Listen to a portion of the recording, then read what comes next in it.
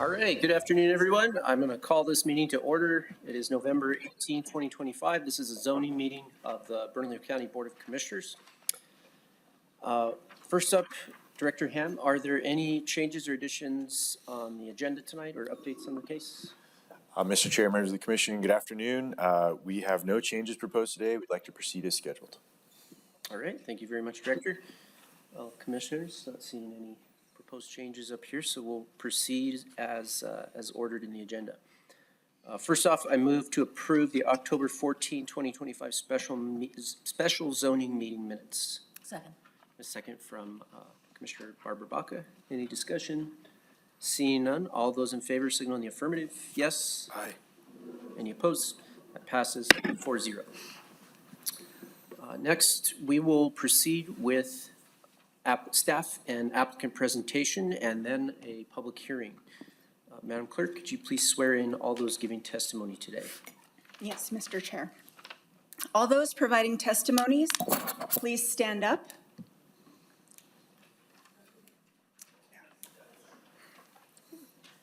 Raise your right hand. Do you solemnly swear or affirm that the testimony you are about to give at this hearing shall be the truth and nothing but the truth under penalty of perjury? I do. Thank you. Thank you, Madam Clerk.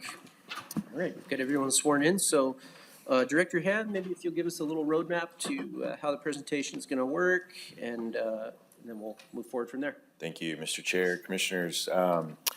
So first, very excited about this project. This is about 18 or so months in the making between Planning and Development Services and County Public Works. We've also worked closely with our other internal county colleagues, relevant outside agencies, and there's been quite a bit of engagement with the community. Commissioner Baca has participated in some of these meetings. We've engaged with neighborhood associations directly, business leaders, and so want to extend gratitude and heartfelt thanks to those that have participated in this process up to today's point. Thank those that are here today to provide additional comments. Today's proceedings, so we'll start with a presentation from Mino Savoca. He's the planner that's assigned to this case from Planning and Development Services. We'd then like to move into a presentation from Richard Meadows from County Public Works, and then give time to Jessica Lawless, who is our consultant with Decker. We think that 5 minutes for each of the county staff and then 10 minutes for the consultant, so hopefully get through the content of the presentation in about 20 minutes. Commissioner, with that, I'll stand for questions.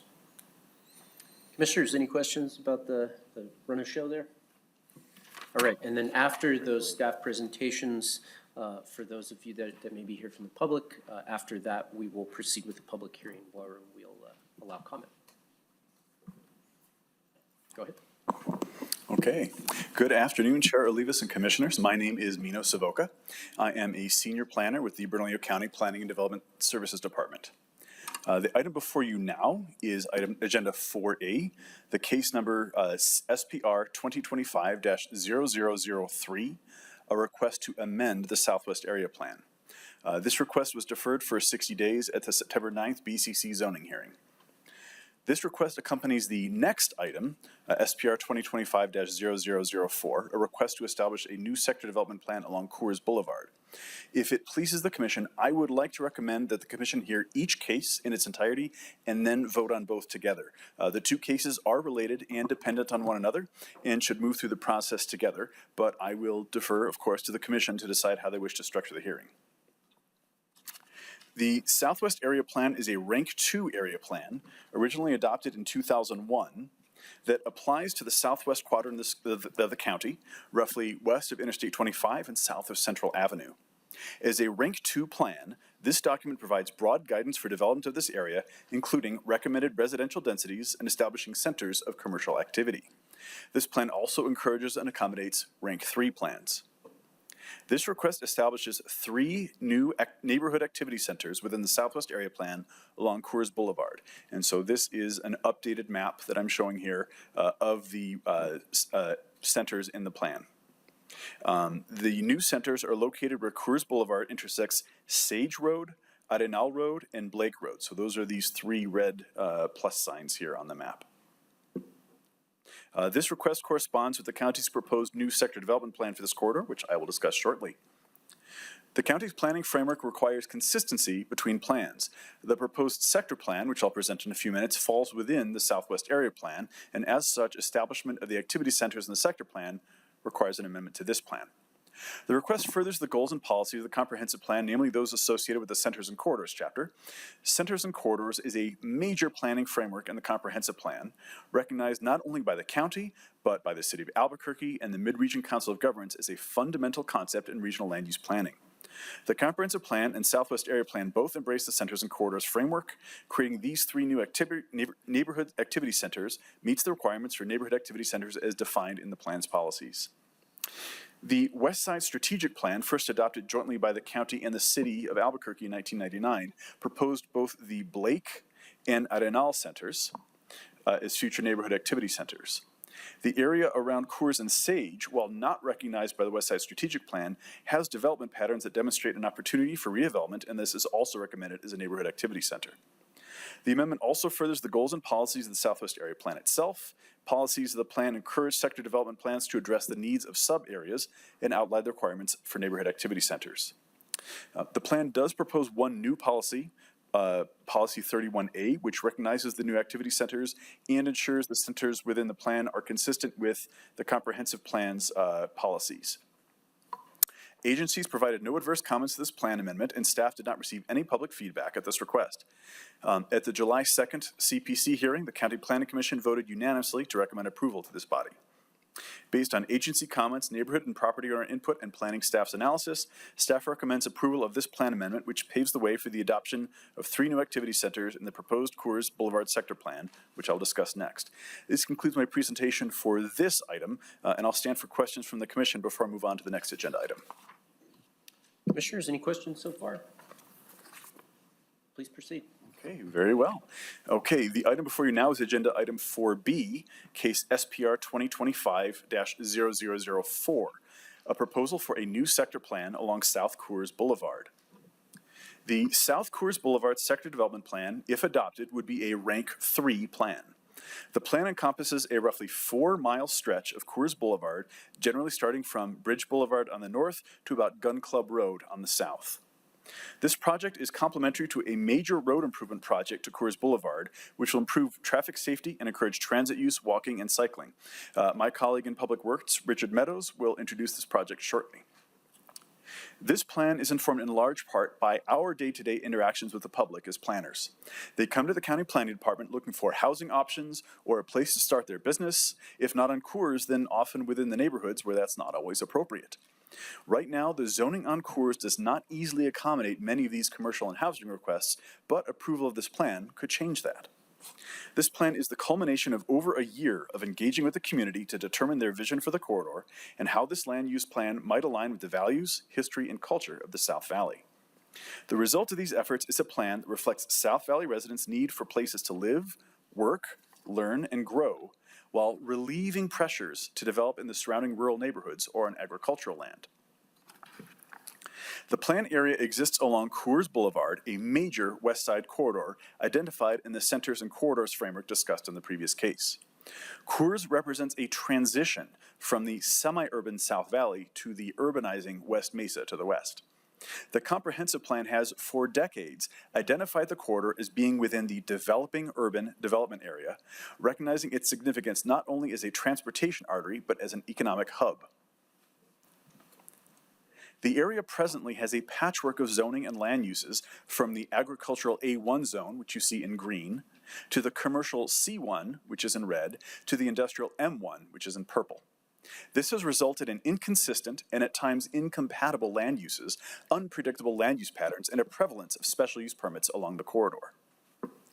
This plan introduces 2 new zoning categories in an effort to provide greater consistency and predictability, with uses tailored to the needs and values of the South Valley residents and to achieve the vision of the comprehensive plan.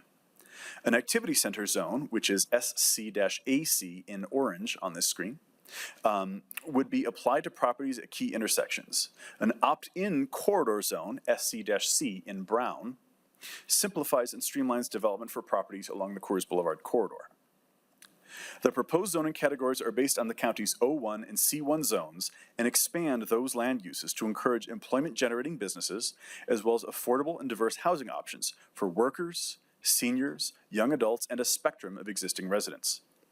As we propose new zoning to achieve the vision, we also propose design standards to achieve higher quality development. Our consultant, Jessica Lawless of Decker, will go into greater detail about the zoning and design standards in the plan. At the July 2nd CPC hearing, the County Planning Commission voted unanimously to recommend approval to this body. And then at the September 9th zoning hearing, the Board of County Commissioners voted to defer the case for 60 days to allow more time for additional public input. In those past 2 months, the planning team has hosted and attended numerous meetings with neighborhood association representatives, met with business leaders, and solicited additional input from residents in the area. We have been tracking all of this input, which is summarized in attachment 7 in the staff report. Many residents expressed support of the plan and reflected sentiments similar to those shared by participants in the workshops and online surveys. Of the concerns, comments most recently pertain to building heights, allowable residential densities, and how new development might impact traffic on the corridor. Today, staff is presenting the plan as recommended for approval by the County Planning Commission with some minor corrections since the July 2nd CPC hearing to address errors in the proposed zoning text and to reclassify certain properties at the request of property owners and neighborhood leaders. These modifications are reflected in attachment 8. Regarding concerns about residential densities, heights, and traffic, staff is prepared to make additional modifications with direction from the Commission. Based on agency comments, neighborhood and property owner input, and planning staff's analysis, staff respectfully recommends approval of this request. I will now invite Richard Meadows to discuss the roadway safety project that was a significant impetus for this plan. And after that presentation, I will stand for questions.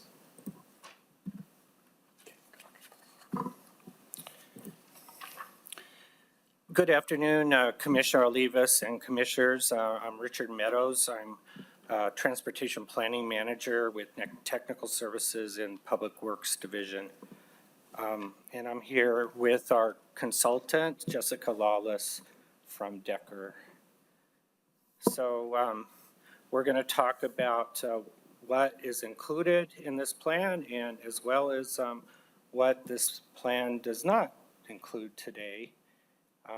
The plan area, as Mino said, extends from Gun Club on the south up to Bridge Boulevard on the north with approximately 1,300 acres. Includes residential, non-residential uses. The areas that are in the city of Albuquerque are designated city of Albuquerque as unmarked.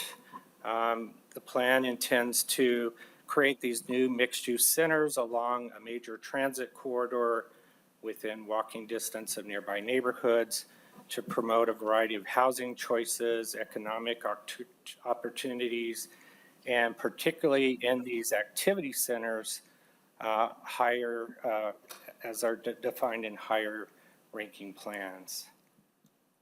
So to talk about the plan in terms of, from a land use perspective, one of the important things in the comprehensive plan is to integrate our land use with our transportation system. Coors Boulevard is a regional transportation facility connecting Albuquerque's west side.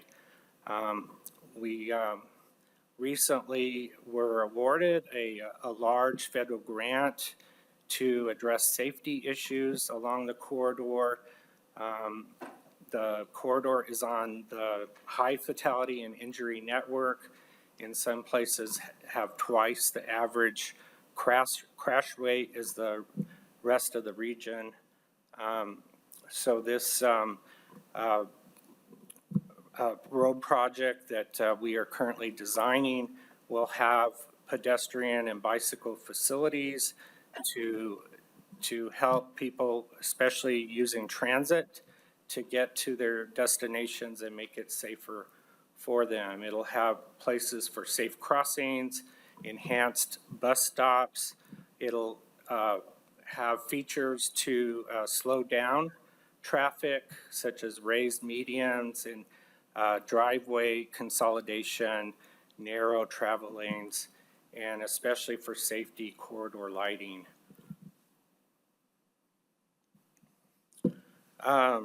The sector plan is supported by our regional metropolitan transportation plan that was just adopted this year, as well as the county's comprehensive plan and the transportation chapter. And both of those documents promote safe bicycle, pedestrian, and transit connection, compact development patterns along major transit corridors such as Coors, and in mixed-use activity centers. And this is in order to reduce vehicle miles traveled by bringing destinations closer together. It also has the goal of infill development. There's over 200 acres of vacant land along South Coors in those centers and along corridors, which again reduces sprawl and reduces vehicle miles traveled. And of course, reducing vehicle miles traveled is important because that brings down greenhouse gases that cause climate change in our region. So the 2045 Metropolitan Transportation Plan has a target scenario, and that scenario encourages diverse housing options in the region. It calls for zoning reform as a tool to provide more affordable housing throughout the region. It calls for increasing densities and mixed uses in centers and corridors, such as proposed along Coors. And it references a regional housing needs assessment. And that study finds that 58% of renters on the Southwest Mesa are cost burdened. They pay more than 30% of their income towards rent. And there's a need for 1,000 to 2,000 additional affordable rental houses or rental units on the Southwest Mesa. Finally, in terms of traffic along the corridor, there is capacity for new development on South Coors. The map on the right shows the volume to capacity along the corridor, and it ranges anywhere from 40 to 60% capacity on the corridor. It varies in different areas. This is a major transit corridor, as I mentioned. ABQ Ride is proposing to improve frequency along the corridors and on the Southwest Mesa with 30-minute headways. Also, in terms of traffic, the Institute of Traffic Engineers documents that multifamily housing produces less traffic per unit than for retail and single-family housing. And mixed uses reduce that even further by encouraging walkability and internal capture within developments. The South Coors corridor area is similar to Bridge Boulevard, which also has a corridor plan and has it's a major transit corridor with activity centers. Both are in areas designated as urban in the comprehensive plan, and the Bridge Boulevard similarly encourages or allows multi-family housing of 3 stories.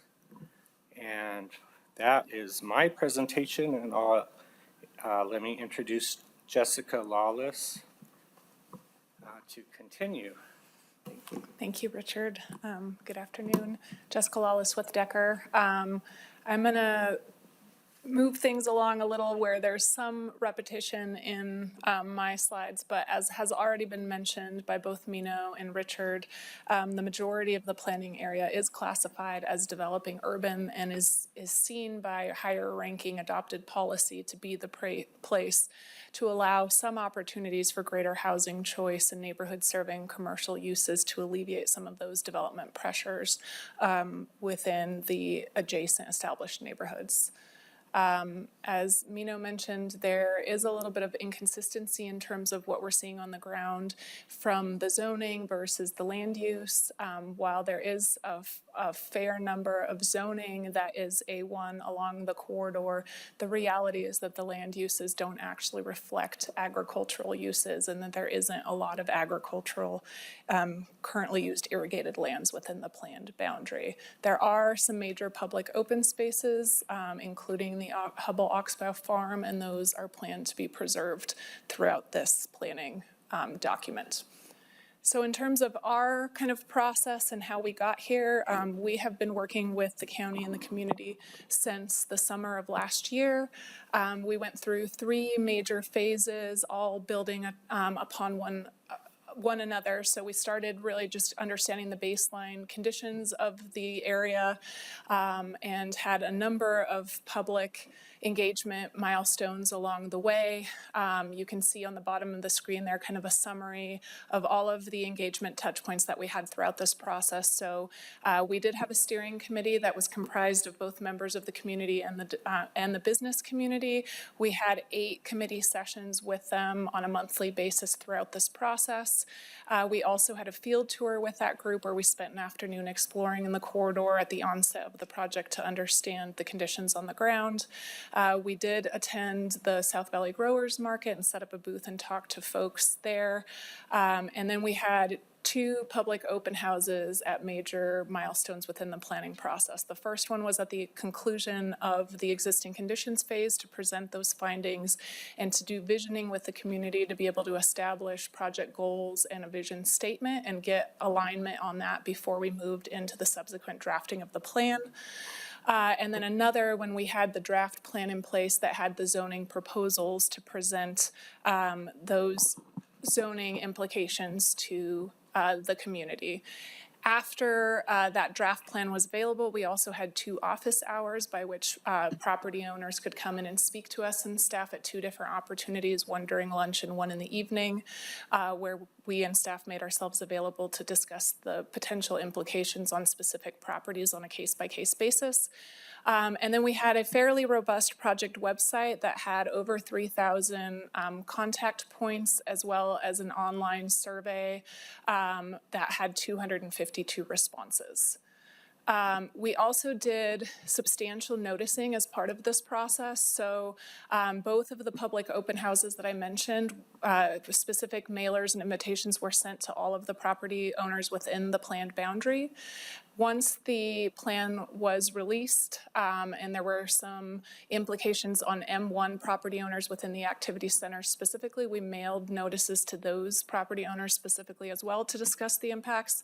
I've already mentioned the open houses, and then again, county staff did 2 additional public notices as part of the official hearing process that included all of the plan owners within the property area as well as a 5-mile buffer.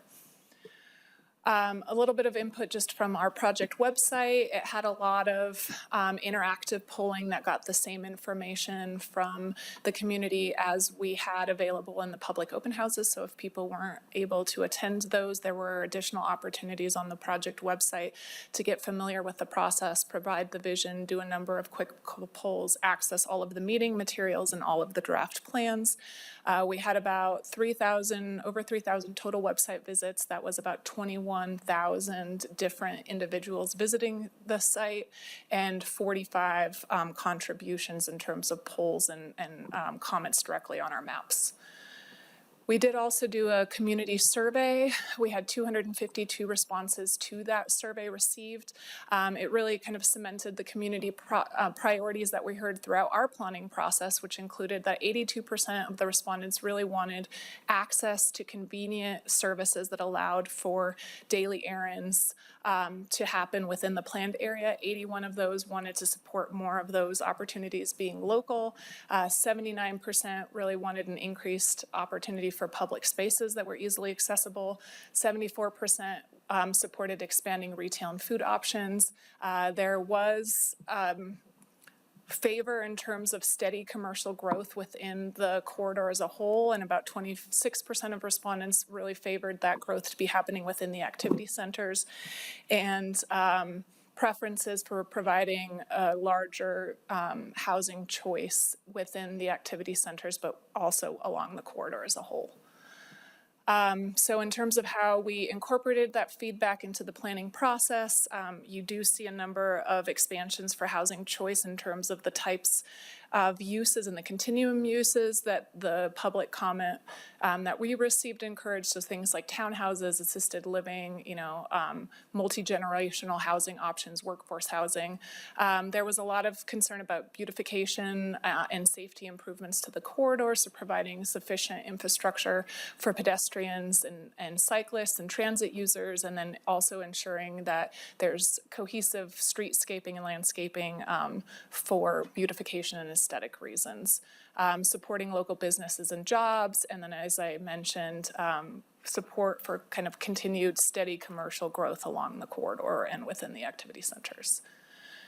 So that process led us to develop 3 guiding principles based on the input that we received from the public along the way. The first is that Coors in particular, but all of the streets within the planning area really need to provide safe and attractive conditions. As you've heard, there are a lot of pedestrian fatalities and safety issues that are happening along the corridor, so really making sure that the infrastructure provides safe facilities for both bicyclists, pedestrians, and transit users was a critical item that we needed to move forward. This idea of creating thriving destination centers where people could access those daily services and jobs conveniently from their existing neighborhoods where they didn't necessarily have to travel long distances or across the river. And then this idea of including complete neighborhoods where you can access those services, by foot or a variety of options, including, again, a larger variety of housing choice that allowed multi-generational and workforce housing to operate within the corridor. So in terms of how that played out on a land use framework within the plan itself, there are 4 activity centers along the corridor that this plan proposes to move forward. 3 of those, the ones along Sage, Arenal, and Blake, are really intended to be neighborhood serving community centers. So the scale and uses within those is of a less impactful nature than what is happening at Las Estancias, which is a community activity center as defined within your policy that is really intended to serve a much larger subset of the South Valley. And all of those activity centers would be connected by Coors, which is a multimodal transit line that would allow for safe access for a number of users. There were a number of goals that are being moved forward within this plan, anything from sustainability and resilience, really ensuring that we're incorporating sustainable practices as roadway improvement projects or new developments move forward, focusing moderate density mixed-use development in activity centers, again, to alleviate some of those pressures on the established neighborhoods on the exterior of the plan area, providing increased transportation and mobility options, again, housing choice and livability, and ensuring a continuum of housing options. Economic development in terms of attracting new jobs and industry to the area to really strengthen that jobs and housing imbalance and promote workforce training, and then to alignment with the infrastructure that's necessary to ensure that all of this can happen in a unified and collaborative way. So as Mino has mentioned, this plan moves forward 2 specific zones. The first is a corridor zone that is really only applies to the parcels that are indicated in that tan color on the screen. This is an opt-in zone, which means that the property owners would actually need to submit a zone change in order to get the benefits of that zoning. So it would take a public process to make that happen. And the intent here is really to provide more neighborhood serving uses along the corridor. The second zone is an activity center zone, and this applies to all of the areas in orange, although the zoning category itself does provide some the level of uses and development within those three zones to the north are less intense than what is allowed within the Las Estancias Activity Center, again, because it's a greater designation in terms of the type of center designation itself. And then those orange zones are actually intended to be rezoned at the adoption of this planning effort. So that would be a subsequent zone change that would happen simultaneously with the adoption of this plan, except for M1 parcels. We have had numerous conversations with the M1 property owners within those activity center boundaries, and similar to the corridor zone, those would need to undergo a zone change in order for the zoning to change on those particular properties. And there's about 7 of them, I believe, in question. And then on top of that, there are a design standard overlay that applies to all of the parcels, non-residential parcels within the planned area. So as new development happens or expansions of existing development, they would need to comply with some of the streetscape and landscape requirements, for example. Just to clarify that M1 zoning is industrial, Oh, yes, sorry. light Thank you for that. industrial, that exists on the corridor. Commissioner Baca? I have a question. So the design overlay that you're talking about, does it also include height restrictions or anything on the? The height is actually outlined within the zoning, and I have a couple of slides later in this presentation that will walk you through exactly what those are. So in terms of our zoning framework, we really wanted to ensure that we're operating under your existing zoning framework. So the way that this zone has been established is that it builds off of your O1 and C1 zones, so your office zone and your neighborhood commercial zones. It looks at what the historical and kind of desired uses are that are occurring along the corridor, so things that staff is getting repeated applications for, things that where there are a lot of special use permits, and it tries to allow some of those, and as well as the community desired uses that we were hearing throughout the process. So it allows all of those things to happen within this zoning framework, along with some character protections to ensure that they don't negatively impact the surrounding areas, and we'll discuss those in a little bit more detail. We know that zoning is complicated and that folks are always concerned about what the implications of zoning changes are to their property specifically. So I do just want to highlight that when this zoning was released, there was an interactive zoning map on the project website that allowed people to zoom in on their particular property, leave comments, and then again, we paired that with the official office hours so that people could drop in and ask questions about the implications of this on their particular parcels. So just quickly, a couple of the major items in terms of the regulations that I anticipate you will be interested in.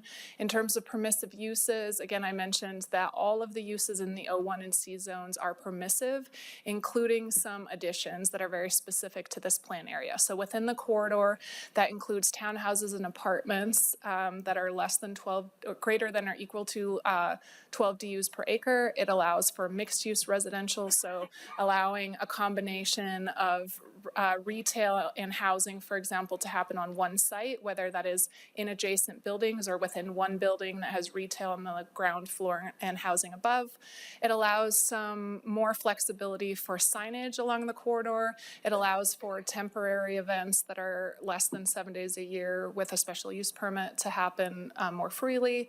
It allows for mobile food vending establishments as identified within C1 and C2 of your existing zoning code. And again, that's a direct correlation to public comment that we heard throughout the planning process. It allows for indoor amusement, which was something that was a desire of the community to allow some of those desired services to come in. It does allow for light manufacturing and food processing, but there are some additional protections put in place in terms of that they have to be located within enclosed buildings, or there have to be screening components that are above and beyond what the underlying zoning allows. And it allows for cannabis uses and home occupations, but again, those have some use permissions in place. It does not allow for single-family uses to happen within the corridor, so that is a major change. And again, the intent here was to allow for more of the workforce housing or the commercial services that we were hearing as a desired use. It doesn't allow any uses that are listed as permissive or conditional within those zones, the underlying zoning categories, so O1 or C1. And then it does allow for conditional uses as in C1 and C2. It allows for higher densities to be requested through a conditional use permit, so that would require a public hearing, and those could go up to 25 DU per acre within the corridor zone. It allows for a number of parks and recreational uses. It allows for conditionally contractors' yards to occur, but again, those have conditions in terms of size, storage, and screening, and the types of vehicles that could be stored. And then for those kind of more intense indoor amusement enterprises, those would need to be conducted through a conditional or be allowed through a conditional use permit as well. The corridor zone is similar. It builds upon, or the activity center zone builds upon the corridor zone. So you're going to see generally the same mix of uses, except for that it's going to allow higher densities of those within those designated activity centers. So permissively, that would be 25 DUs per acre for both townhouses, apartments, and mixed-use development. It does introduce hotels, motels, theaters, and indoor amusement as a permissive right. It also allows restaurants with on-site alcohol production. So the intent here was, we heard a lot from community members that they'd like to go have more opportunities to have dinner at local restaurants and, potentially have a beverage along with that. It doesn't change the permissions for things like bars. It has to be associated with a food element. It allows for public parks and open space to happen permissibly without an additional public hearing, and then the other uses are the same as mentioned. And then the difference here in terms of the conditional uses is that it allows higher density housing to occur through a conditional use permit up to 50 DUs per acre. In terms of the maximum heights that are allowed within both of these zones right now, the proposal is to allow up to 42 feet within the corridor zone. That's an equivalent of 3 stories, and 54 feet, or the equivalent of 4 stories within the activity center. You'll see in a moment that we believe that actually, while it sounds scary in theory, these are much reduced heights from what is actually allowed within your current zoning. So it provides more certainty for the residents and the community within the planned area, and they are paired with a number of character protections. So 2 of those are here. So any building that exceeds 2 stories along Coors within 40 feet of the Coors right-of-way, that building actually must step back 10 feet before beginning the 3rd floor. That intention there is really to alleviate the perception of the building mass and create view corridors along the roadway, which was one item that we heard was desired throughout the public comment period. And then the addition to that on the height protection side, if you're adjacent to low-density single-family housing, a zone within 50 feet of that shared property line, the height can't actually exceed 30 feet, which is about the equivalent of, what most maximum heights in those districts would allow. In addition to that, there are some additional character buffering protections along MRGCD facilities. Part of what we heard from the public is that those are a very unique character defining feature within this area that we want to continue to provide protections for. So there is a required 20-foot step back buffer in which you can't put a building if you share a property line directly within with those facilities. And then there is a minimum 15-foot landscape setback along the entirety of the Coors right-of-way to create that kind of streetscape aesthetic that was requested by the public. And to just put the height kind of comparison in perspective, this is one particular property that we've heard through the process that there's specific concern about within the Blake corridor. So you'll see here the condition that is on the ground today is that there are parcels that would fall under the activity center zoning on the left. There's an MRGC facility directly adjacent to that property line. It's about 145-foot right-of-way. And then on the other side of that facility, there are some low-density residential parcels. And so under your current system, using a 45-degree angle plane that gets drawn from the property line of the low-density single-family parcel, you could actually reach up to 125-foot maximum building height. The current plan proposes a hard stop, a maximum at 54 feet. So that's, more than you could build basically double almost under the existing zoning than what is allowed within the proposed plan. And that, again, is paired with the required buffers, and then there's some additional landscape requirements within the overlay that would kick in there too, so that that buffer would not contain a building within the first 20 feet, and there's some additional vegetative screening that occurs within that zone as well. The last kind of item that we're going to cover is parking. So we are building off of the existing parking standards within the underlying zoning. So what's happening within C1, with the exception that within the activity center only, you can apply for one exception, and that would either be taking a reduced parking requirement for multifamily of 1.5 spaces per dwelling unit, or reduced number of 2.5 spaces per thousand for retail, or you can take a 20% reduction for shared parking among maybe a master plan development within an activity center, or proximity to transit. So if you're within walking distance to a transit stop, you could get a reduction there as well. You can only use one of these, so we're not going to be building upon those. There is some protections in place to what is reasonable within the conditions that we're seeing along the corridor. And then I already mentioned there are a number of design overlay standards associated with this, so numerous things in terms of how you screen when you're adjacent to low density development, numerous things about how you would ensure kind of facade articulation and massing to ensure character protections within the area, screening and buffering, and then how you lay out parking lots and create some accessible paths in connections to things like adjacent transit stops or other adjacent development that go in above and beyond what is in the current zoning code today. So that concludes my portion of the presentation, and we'll stand for any questions. All right, thank you to all of our presenters for all the information. Commissioners, let's open it up for any questions or comments to the presenters. Commissioner Frank Baca. Sure. Thank you, staff, for the presentation. I want to first start by thanking everybody for their work. A very impressive document that I've read, I think, at least 3 times, and trying to read again. And every time I read it, I see something different. It makes me think about something different. And it's complicated.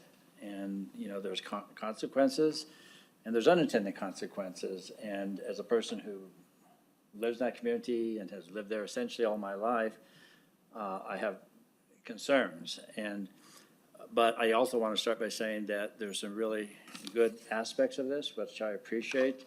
And I made a list of most of them, or some of them, as you were talking, as all the presenters were talking, including design standards. I mean, I think that makes perfect sense. If we're going to have building, let's think about how we design a building, because most of us on this day, if not all of us, have talked about quality projects. Let's not allow any project have quality projects. Let's promote quality development in Bernalillo County. So I think that's a huge improvement.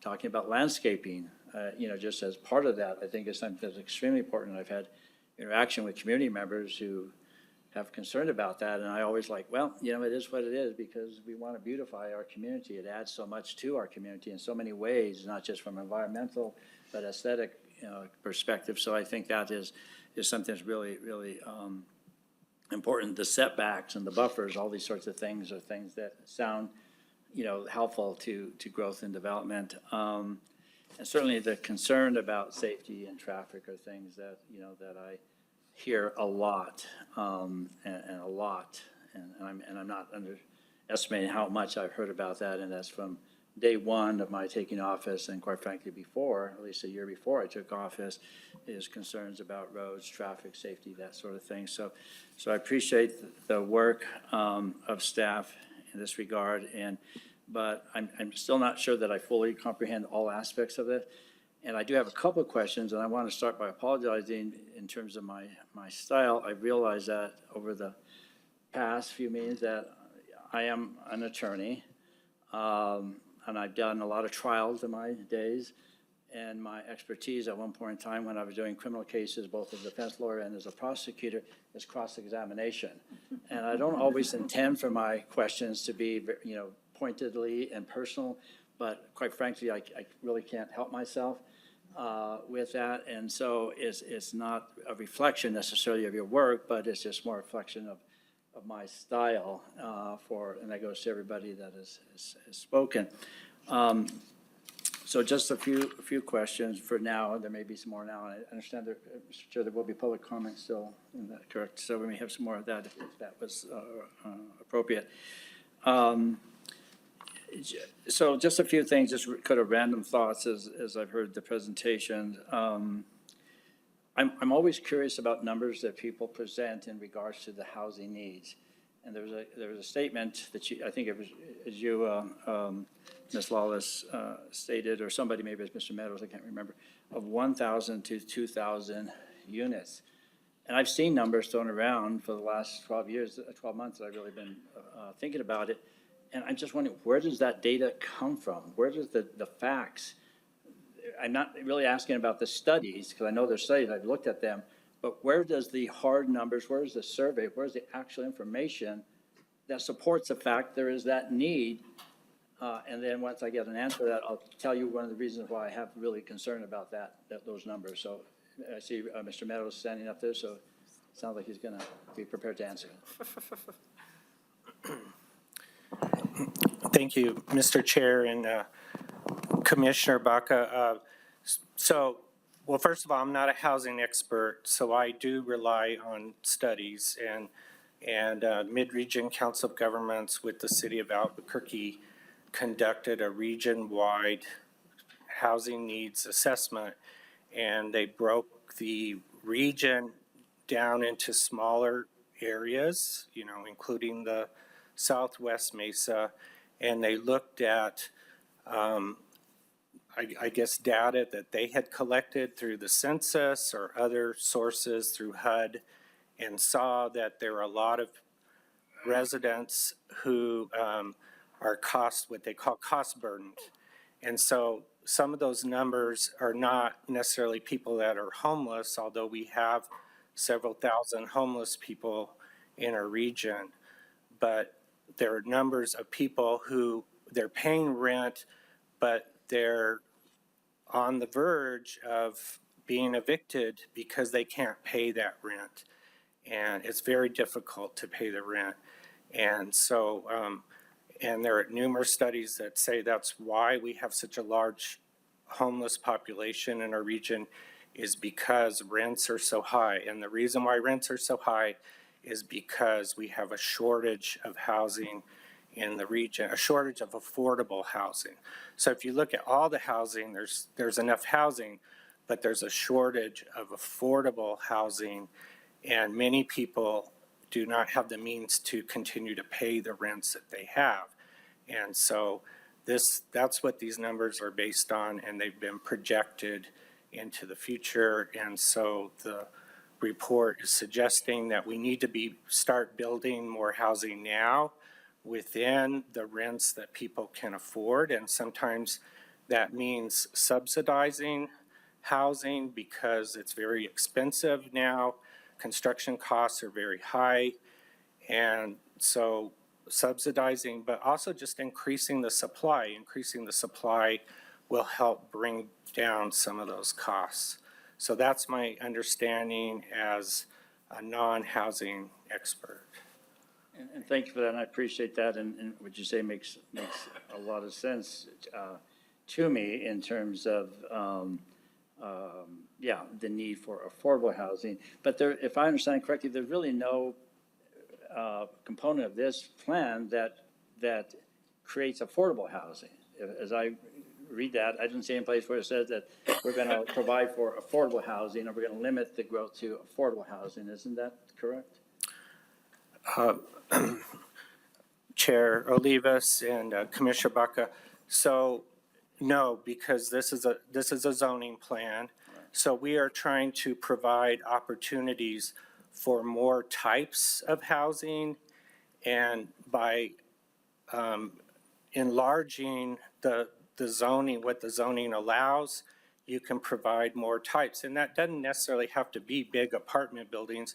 It could be duplexes, it could be cottage development, it could be townhouses, it could be small apartment buildings, it could be a lot of different things. But right now, people have very limited, under the zoning that the county has right now, people have very limited options.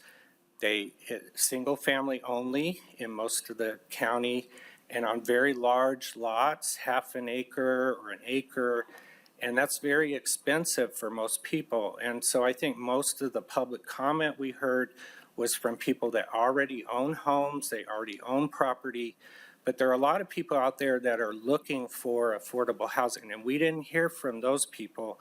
So that's why I have to rely on these studies that tell us there's a need out there. And so by increasing the types of housing that we can build, especially along this corridor, that creates affordability. But it's through zoning, it's through opportunity and options and diverse housing choices. And thank you, Ms. Meza. I certainly agree with you that if there was 50,000 more units, the prices would go down. But we also know that people are not going to build if that's the case, if that's the direction we're going. So you have to, find that balance, because, developers, private or nonprofit, are simply not going to build if they think that there's a glut in the market. And by encouraging housing, we end up getting to the point where there is a glut, and so then that stops the building.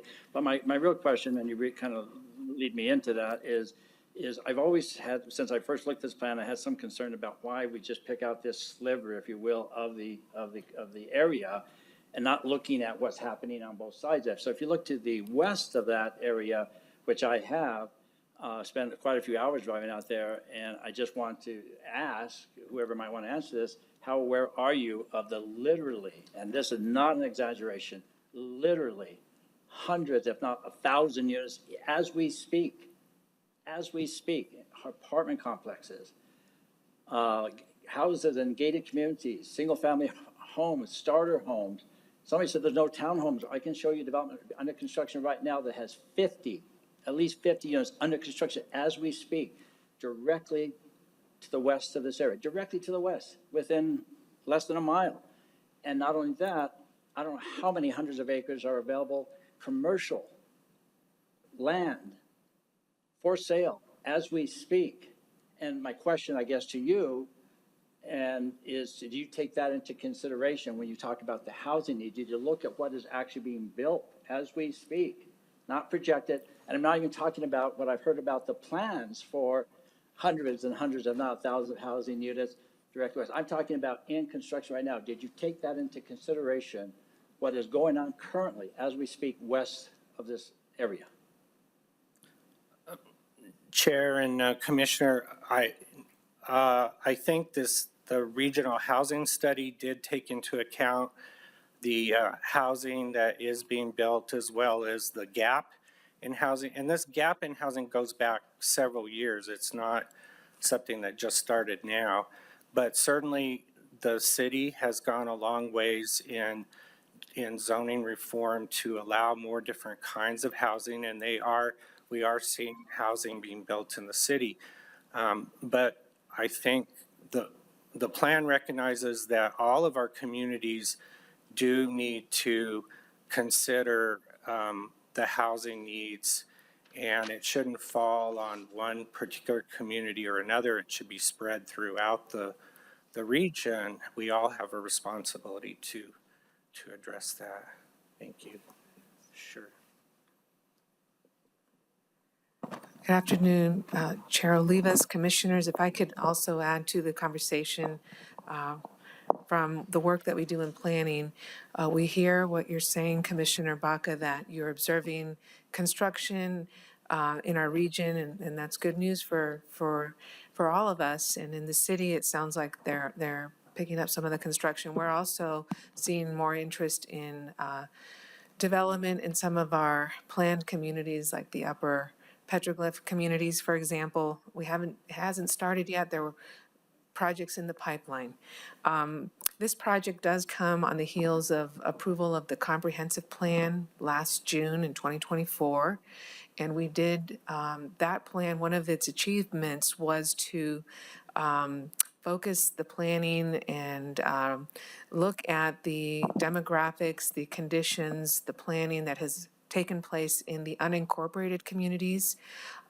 We have a concept called community plan, community areas in the comprehensive plan, and where we were able to look at demographics in the Southwest community area, which does include the South Cores area that we are looking to further define with this South Cores sector plan. And where it does reveal that, similar to the report that Mr. Meadows has pointed out, we do have cost-burdened populations. When you look at the entire community, it identified that almost 14% of the Southwest, and I'm looking at the comprehensive plan demographics that we provided, 14% of those communities were cost burdened, 10% were severely cost burdened, and that cost burden meaning people are needing to use 30 to 49% of their income to pay for housing. Severely cost burden meant people are using more than half of their income to pay for housing. However, there is an interesting dynamic in the Southwest community. There are a lot of property owners. 44.5% of the community owns housing. So there is wealth in the community. And of course, not to mention cultural wealth and people's connections to land. And I think some of the things that I'm hearing Commissioner Baca wanting us to further consider the importance of culture and identity.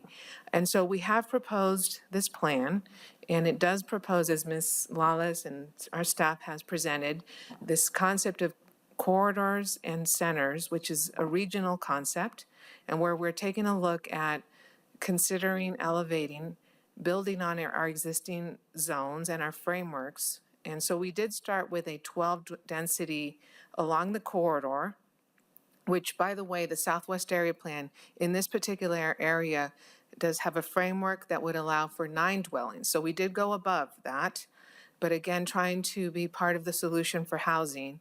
And in the activity centers, we are proposing 25 dwellings per acre permissively. And of course, we have the conditional allowances as well. But we're here. This is a process. We have been very diligent to do our public outreach preceding the submittal, during the official CPC and now the BCC process. We've done continued extensive outreach, but we're not done yet. And we continue to hear that there are concerns with the densities, and we're prepared to continue modifying if that is the direction that the commission would like us to take. Thank you, Mr. Chair. If I may, just a couple of questions. Again, I apologize. I'm not trying to put anybody in a spot, but again, sometimes I can't help myself. But so it's not that I want you to consider the character, history, and culture. It's the community wants that, number one. And number two, you in your own plan says you want that. And I have the various places in the plan that I don't necessarily need to quote, but I could, where you state in the plan that is a goal, historic preservation, to recognize the area's unique characteristics and history. That is replete, that there's many references in the plan to that concept. That is a very important concept to myself as a resident and as a native.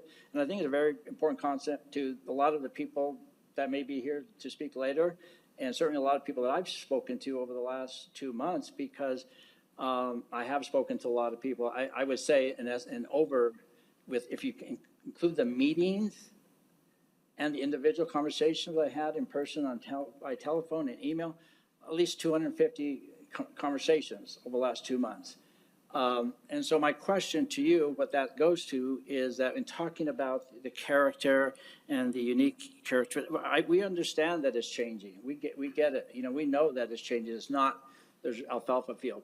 But did you look, you have this area, this sliver that, as I call it, and I'm not trying to denigrate it in any way, but there's a sliver in the grand scheme of things. So if you look west, you'll see nothing but development. And I am not exaggerating. I would encourage any retailer out there, any business owner that wants to open up a restaurant, if you're not looking at the Southwest Mesa on unserved, you're missing the boat, because there are hundreds and hundreds and hundreds of units being built as we speak. But more importantly, not more importantly, but for this purpose, if you look to the east of this area, yeah, there's not alfalfa field in this area, but if you go down below, you will see, I know there's some people here in the audience that will speak to that. There are. There's small farms. They're not 20-acre parcels, but they're maybe backyard farms. There may be orchards. There's acequias. There's part of what is our history, our culture. It's what makes us who we are. And we're proud of that history, that culture. And it's a multicultural melting pot, because when people move to that community, they don't change us. We change them. We change them, and they love the culture. They love the acequias. They love the open spaces. They love what we have. And I try not to talk about it too much, because I'm not really trying to encourage more and more people to move to the area. But you know, to live there, quite frankly, contrary to some people's stereotypical views, is to love the area. And that's where we're coming from. That's where I'm coming from. And based on my comments and discussions with people, and not just over the last 2 months, over the last, I don't want to say how old I am, but many, many, many, many years. I put it that way. It's just and so that's my question. And there is a question there, is did you look at and consider the area directly to the east of the plant and get down into the valley and see what is there in those areas?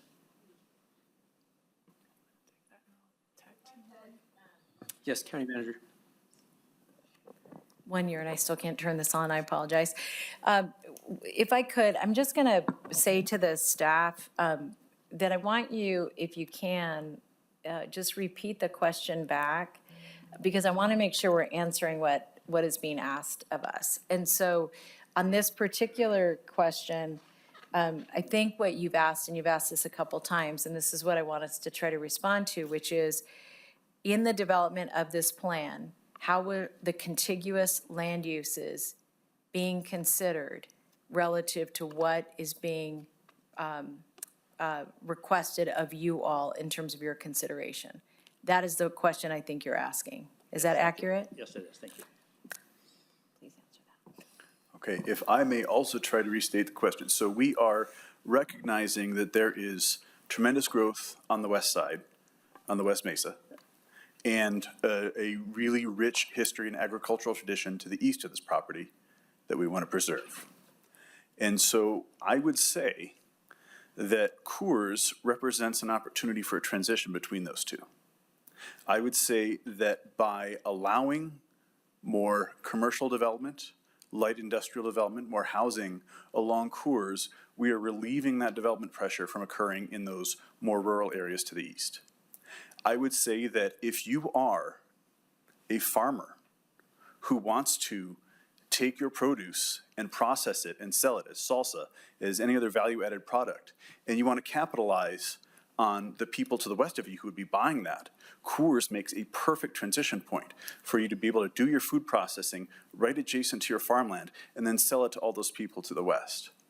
I think that Coors is that transition point. It's that inflection where you can provide services to people who then don't need to go across the river for them. You can provide housing to people who don't want to build apartments on agricultural land.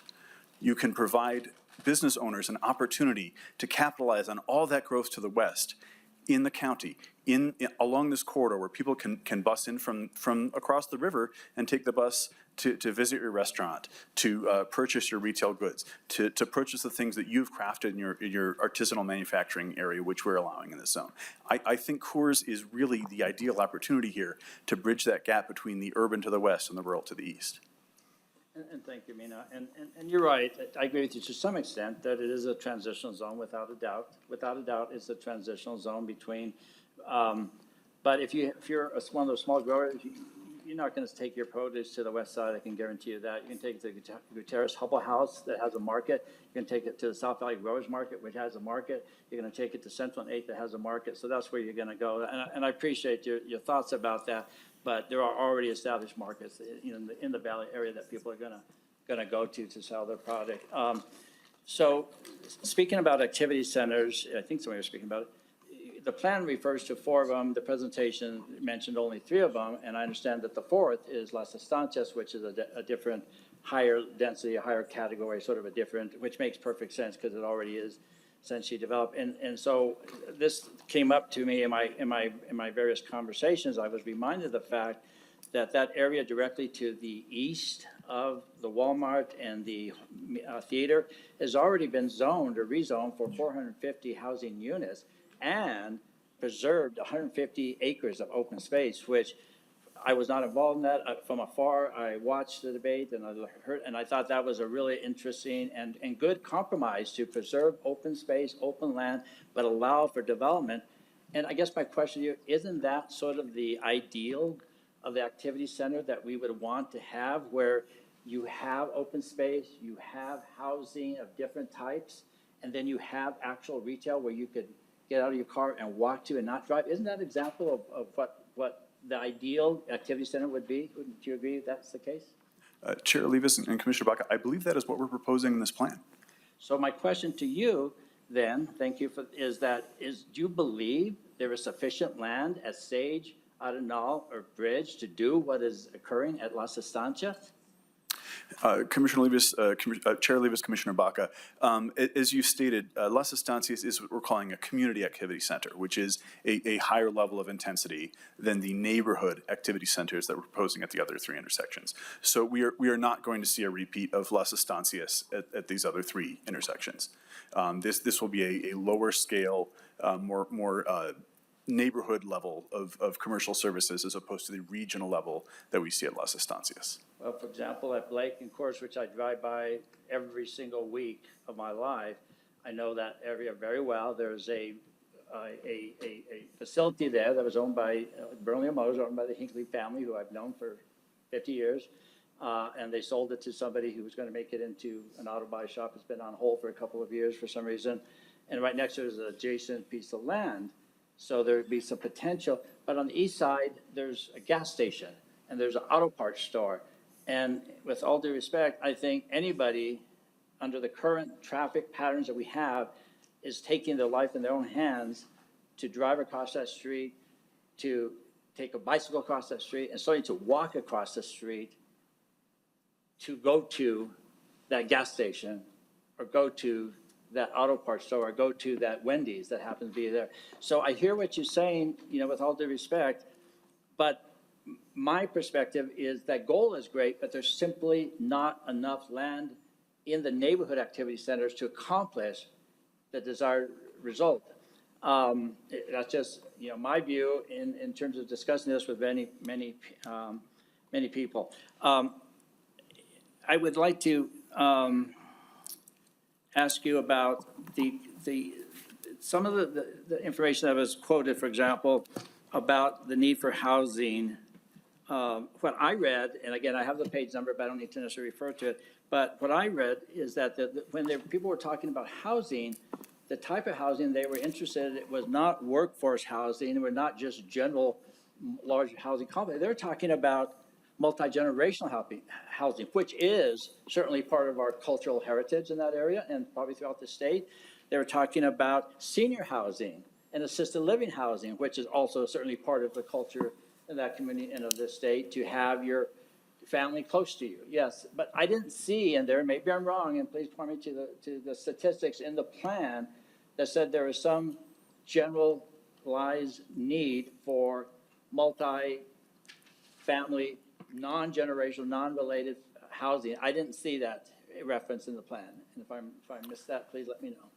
So, Commissioners, as Richard said, this is a land use plan. Mino, if I please. might, yeah, sorry.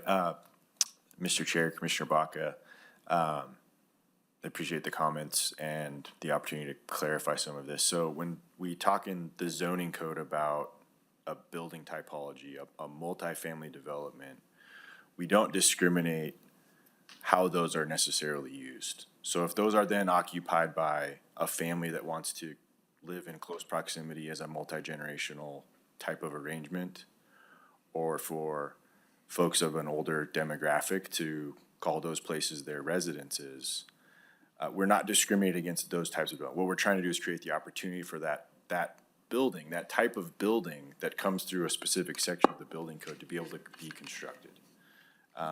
So I hear your concerns, and I hope that by just explaining that the type of structure that is opened up as an option can accommodate the spectrum of housing needs, be it the young adult that's not ready to purchase their starter home, to the family that wants to have their parents or their children closer to them, or the person that's older and in a later stage of their life that doesn't want the maintenance responsibilities of a single-family dwelling. And I appreciate that, Mr. Ham, but what I'm saying is that from the survey result, I did not see anybody in any great numbers ask for any other type of housing other than something that would be a benefit to their senior, both in their own home or as a general rule. That's what I'm saying in terms of the survey result. I did not see that. I understand your intention, I understand what you're saying in terms of creating those opportunities, but I did not see any data in the surveys that indicated anything other than those two things, multi-generational family and senior housing, which I think is something very, very important as a general rule. Commissioner Baca, I just wanted to interject real quick, if I may. Just first of all, a quick time check. It's 3:15. We're slated to run this hearing till 4. And I want to check with Julianne and Javier. How many speakers do we have, if I may? Thank you, Mr. Chair. We have 11 speakers. Okay, so I'm just wanting to make sure that we defer our respect to the public that came out here. Do not want to interrupt your line of questioning by any means. And then Commissioner Barbara Baca also had some questions. I had some thoughts, but I'll hold those if I have to. But I just wanted to give that time check and make sure that we leave enough time for the public. So I'll defer to you as to. Thank you. And just one last quick question before, yes, and I'll shut up. In regards to the fatalities, I had always heard that there were 18 along that area, but I think in the presentation today, I think I saw it was a total of 8 in this area, and I don't know if it was over what period of time. And the only reason I bring that up in terms of the number is that is the concern that I've heard significantly over the last few months is about the traffic issues and concerns. And is it 8 or 18? Does somebody have that data that can provide? And along those same lines, and it's not really a question, but there was a resolution passed by this commission. I'm not sure if anybody, I think maybe Mr. Benson was on the commission at that time, making CORS a priority by the county to address these sorts of issues and concerns. That was in 2021. I don't know if that ultimately led to the grant application and that was received a couple of years ago, the $9 million or not. But I just want to reemphasize that there is significant concerns about traffic safety in that corridor. It has been for a number of years. Chair Olivas and Commissioner Baca, so it depends on what period of time you're looking at. So some of these numbers are going back 10 years, some of them are going back 5 years. At the time we submitted for the federal grant, which was now 3 years ago, we were looking back further in time and there were more fatalities. There were 18 fatalities in that set of data. And that wasn't just pedestrian fatalities, that was all fatalities in this section of CORS. But more recently, there have been fewer, and I think part of the reason for that is because the signal at Las Estancias was not turned on until a few years ago, and several of those fatalities occurred at that intersection. So that's actually helped that we have that signal turned on. But so from today, if you go back 5 years, it's not quite as high, but it still is a concern, the number we're seeing for this corridor. And thank you for making the point of that. We could have an impact on traffic safety with certain procedures. I'll defer. Okay, we'll go to Commissioner Barbara. I'll be brief. Thank you, Mr. Chair, and thank you, Commissioner Baca. I think what you're hearing is the passion of the individuals who live in this community. And I hear it too. I see it. You know, I used to drive down to Los Chavez as a kid. There was Coors Corridor was Coors Corridor. The development is pretty remarkable. And so the planning of this is very important. You know, I am very interested in your statement about Coors could be the bringing together of to the east toward the Bosque and to the west toward the development. My concern with that is that right now it's a barrier.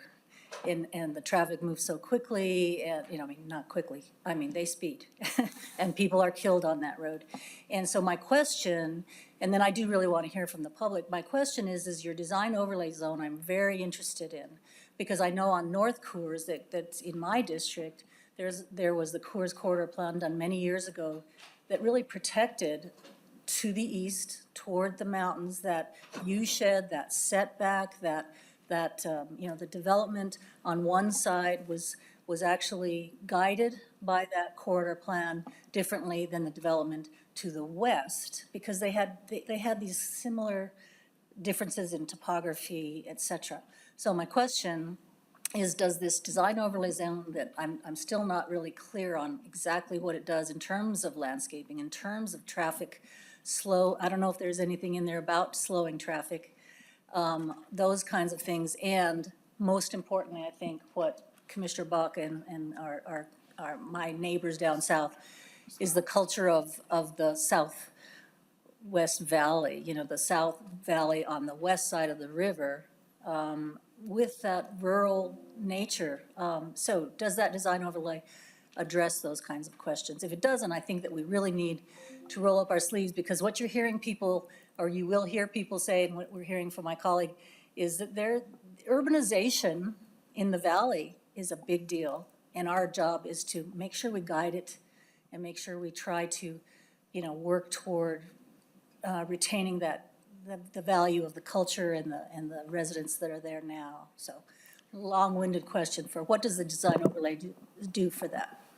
Yes, thank you, Commissioner Baca. So the design overlay is in combination with the zoning. So the zoning did very much consider the impacts of the height, and those step backs that we discussed are a very clear outcome of how we were looking to ensure view corridors are retained. We did, through our process, you know, run a number of studies in terms of like what the impacts of the height would be and what the potential kind of build could be based on those standards. And so we feel like the protections within both the corridor and the activity zone do reflect those concerns.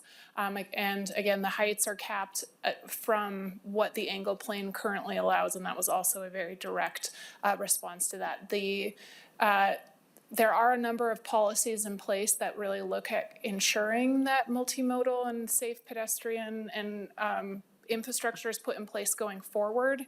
This process did not include a roadway redesign, but any future roadway projects that happen within the area have to prove compliance with those policies. So that is a critical item when you adopt this plan. Those policies become the guiding principles that future projects need to aspire to, and it does provide a number of protections for on-site pedestrian facilities that are currently not in play in the underlying zoning code in terms of ensuring the relief of conflicts between vehicles and bicycles and pedestrians, ensuring connectivity to adjacent infrastructure like transit stops, ensuring appropriate buffering between incompatible uses, ensuring the kind of unified landscape buffer on the adjacent to the Coors right-of-way. So in our opinion, we have really tried to find the balance of incentivizing the development that we heard was desired in areas that were deemed appropriate by higher ranking policy, but doing so in a way that really tries to ensure measures of protections. And I do want to just state that the parcels along Coors are challenging. Many of them are very odd sizes, you know, they're narrow, they have a lot of constraints in terms of topography. So while I know that the densities sound concerning, how they play out on the ground, most of those parcels very much limit what is actually feasible. So, you know, the idea behind higher density allowances and these wider varieties is that we allow the opportunities, but it still doesn't mean that they're going to happen continuously along the corridor, because there's only a number of areas where they're feasible given the constraints of the sites themselves. Commissioner Baca, any follow-up? Well, just the follow-up is, so is the design overlay zone the same for either side of the street? There's no difference for the east side versus the west side? There are some differences between the Las Estancias Center and the remainder of the corridor, but the streets, each side of the streets are treated the same, and we did run a couple of scenarios when we were writing the zoning to see if different differentiations were needed on either of the sides of the street, and they didn't make a tangible impact in how development would play out, in our opinion. All right, thank you. I'm just going to make a few quick comments here, and then we'll go into public comment if there's nothing further up here.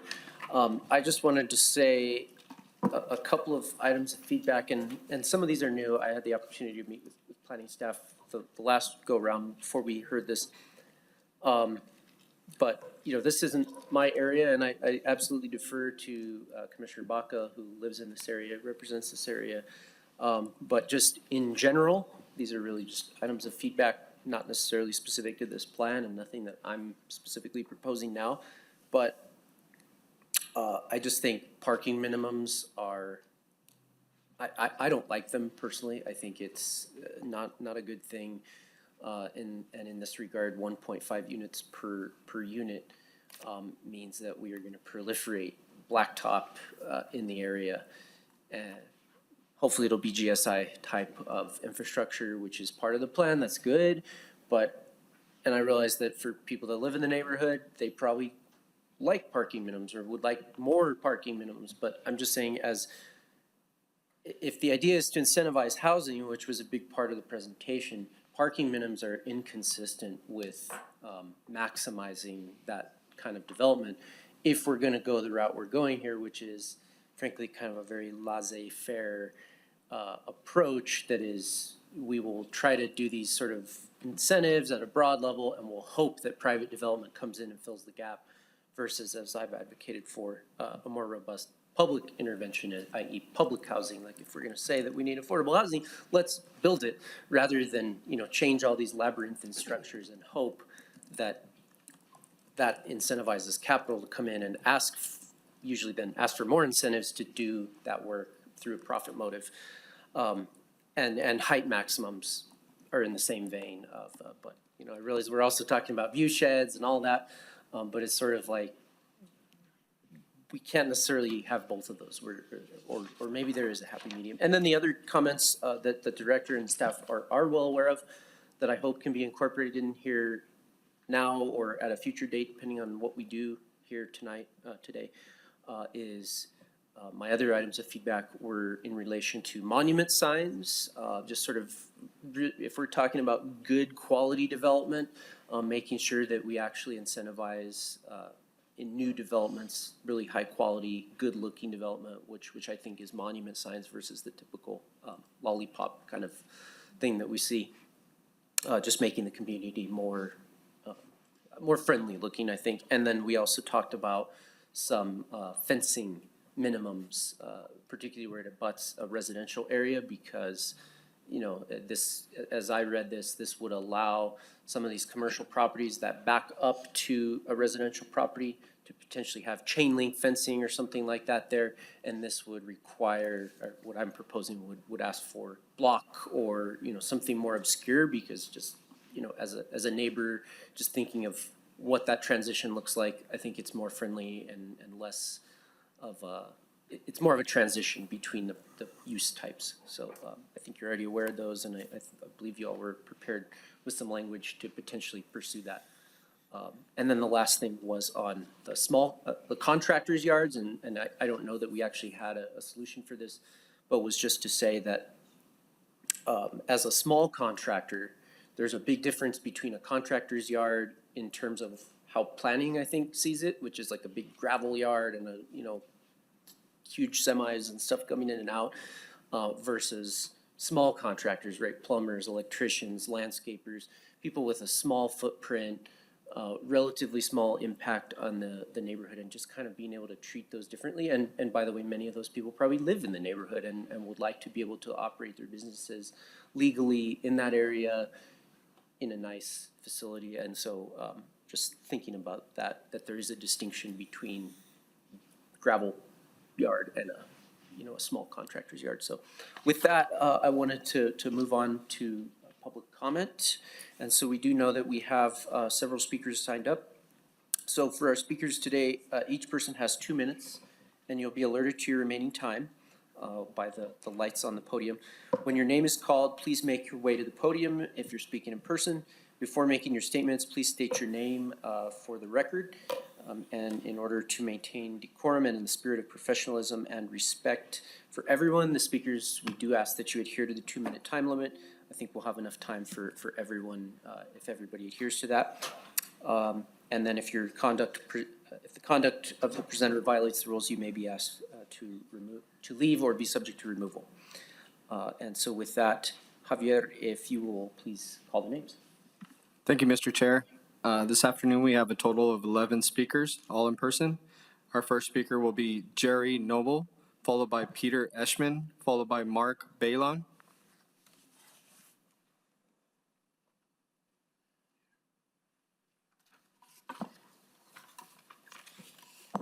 Good afternoon, Commissioners. My name is Jerry Noble. I live at 3011 Blake Road, Southwest.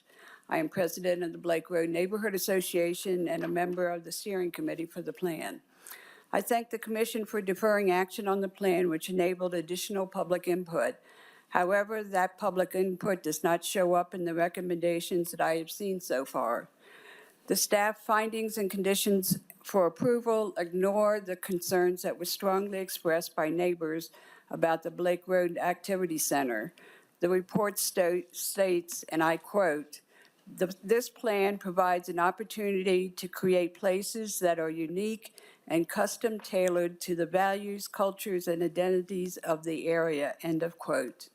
But the plan fails to act on this opportunity by proposing 4-story, 20-unit buildings at activity centers. That intense development adjacent to our neighborhood would have quite the opposite effect. It would diminish our sense of place, impacting the South Valley's character and identity, as well as our connections to it. Commissioner Baca was present at our well-attended October 7th neighborhood meeting. Blake Road neighbors passionately opposed a 4-story high-rise building and strongly called for a 2-story limit instead. Additionally, the unique topography at the southeast corner of Coors and Blake includes a 20-foot drop-off as you enter the neighborhood because of the old Bernalillo Motors site. That drop-off would dramatically exaggerate the height of a 4-story building. And I would also like to point out that there are no 4-story apartment buildings in Bernalillo County. The South Valley must not be used as an experiment for this type of intensive housing development. Thank you.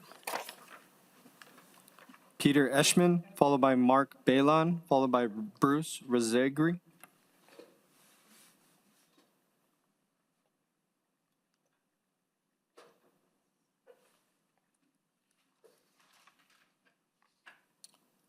Chair Olivas and Commissioners, good afternoon. My name is Peter Eschman. I'm speaking on behalf of the Canita Real Neighborhood Association and the South Valley Coalition of Neighborhood Associations. I've lived in the South Valley for over 50 years. Only one building in the South Valley exceeds 2 stories in height. and structures exceeding 2 stories are not in keeping with the character of the South Valley. Structures taller than 2 stories will form a large visual barrier when looking west from the valley floor towards the higher elevations throughout much of Coors Boulevard. Likewise, when looking east from Coors Boulevard, structures exceeding 2 stories will block views of the valley floor. Buildings taller than 2 stories create a highly urban setting that is out of character with the rest of the South Valley. We ask that the plan only allow buildings up to 2 stories tall. A second area of concern is the potential for bad lighting that threatens our night skies and causes traffic accidents and pedestrian fatalities from the glare of bad fixtures. Light trespass occurs when lighting from one property goes beyond that property boundary and shines upward or laterally into adjacent property. We request that all lighting in the areas of the Coors Boulevard sector plan use fully shielded fixtures. In many cases, shielding needs to extend downward beyond horizontal to prevent light trespass. We strongly recommend that the color temperature of lighting follow the standards of the New Mexico chapter of Dark Sky International. Light color is expressed in degrees Kelvin, and color should be much less than 5,000 Kelvin, because this color of blue-white light has very bad side effects on insects, birds, people, and our vanishing dark skies.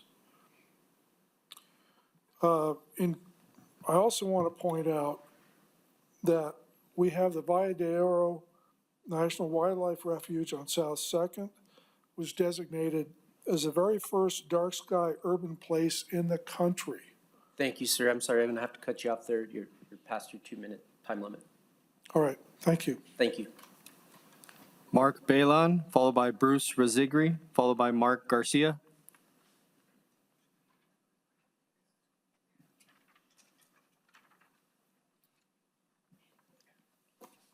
Good afternoon, Commissioners, Chair.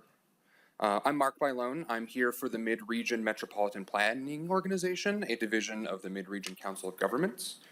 After thorough consideration, the Mid-Region Metropolitan Planning Organization would like to voice its support for this plan's adoption. The plan shows judicial consideration in the interconnected demands of land use and transportation, namely an adoption of policies encouraging moderate density and mixed uses near activity centers, a prioritization of road safety for all users, improving mobility across all modes, including transit, cycling, and walking, and fostering a variety of housing types. The newly designated SC-C, SC-AC, and design overlay, with their allowable uses and design standards, serve as a concrete measure for achieving these policy goals while being careful to maintain and protect open spaces found across the South Valley.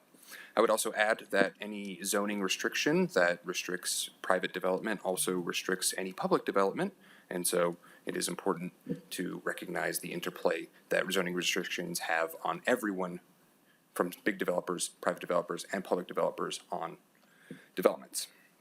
Additionally, Coors Boulevard is designated as a regional principal arterial, primary transit corridor, and bike lane candidate, as well as a road diet candidate by the Transitions 2045 MTP. These designations point to Coors Boulevard as being a critical spine through the region, highlighting the need for a variety of uses for a variety of people. As a whole, the plan would forward the transportation and land use policies found in the the Transitions 45 Metropolitan Transportation Plan, which Richard Meadows has gone through in far more detail than I could in this forum. But quick highlight, it adopts and implements land use policies, subdivision regulations, and building and site development design standards that promote walkability, design and adapt transportation systems that meet the different needs of people for all ages and abilities, promote fiscally responsible growth patterns and transportation investments that provide the most benefit for the money spent, encourage a mix of land uses, retail, housing, entertainment, and more, and multimodal facilities in appropriate locations to encourage shorter, more active trips, and promote a diverse mix of housing in cost, unit types, and neighborhood settings, targeting areas within walking distance of frequent transit routes. We hope that you'll pass this plan. Thank you. Thank you, sir. Bruce Razigri, followed by Mark Garcia, followed by Adolfo Vallejos. Good afternoon, Mr. Chairman and Councilors. My name is Bruce Razigri. I'm with the Stenson Tower Neighborhood Association, and we stand in for approval of both the sector plan amendment and the South Coors Development Plan for several reasons. First, we're glad that the county staff has recognized the changes that have occurred along Coors Boulevard during the past 50 years. We no longer have a North Coors and a South Coors, we have a Coors Boulevard. The land use along that corridor has changed significantly from small agricultural plots to gas stations, to some small restaurants, to other types of community services, which right now could be benefited by improvements to the roadway structure, pedestrian, bicycle, and transit. But transportation planning and land use have to go hand in hand. You can't plan changes to a roadway without knowing what type of land uses will be used in that transportation system. So we view this as the first step in that process to put together a corridor plan which addresses simultaneously both the land use and the transportation. And we don't disagree with the locations of the activity centers. We believe that housing to be dispersed throughout the corridor is better than 100 acre, 50 acre, 25 acre of housing in one location. Thank you.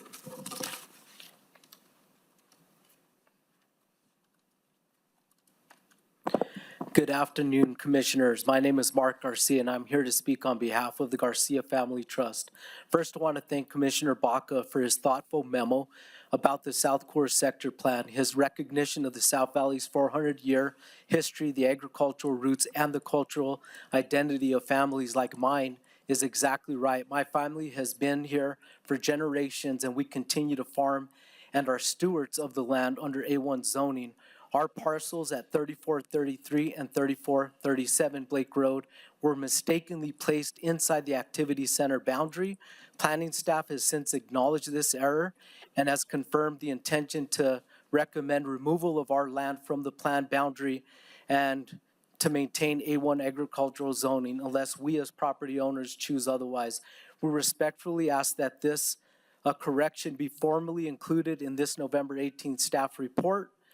The updated map clearly shows our parcels as removed, and the record of conditions of agriculture of approval reflect that the Garcia Trust parcels in this block remain excluded from the sector plan and remain zoned A1, consistent with our historic agricultural use and our cultural heritage. We support Commissioner Baca's emphasis as this is a genuine community. It calls for community engagement and his understanding that this area is not the West Mesa, it is the historic South Valley with deep roots and long-lasting traditions.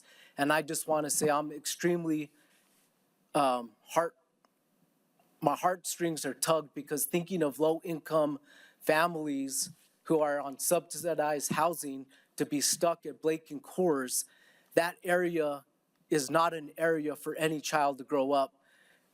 Walking down the street for a JPR gravel sandwich does not sound appealing to me, nor having concrete trucks in and out.